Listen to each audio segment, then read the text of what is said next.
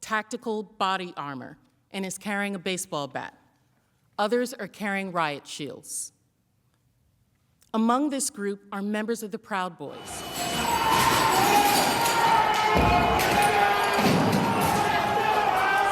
Senator Mitt Romney, and directs him to turn around in order to get to safety. A gallows on the lawn in front of the Capitol building. The Vice President turns around briefly as he's headed down. And watch how Officer Goodman provokes the rioters and purposefully draws them away from the door to the Senate chamber.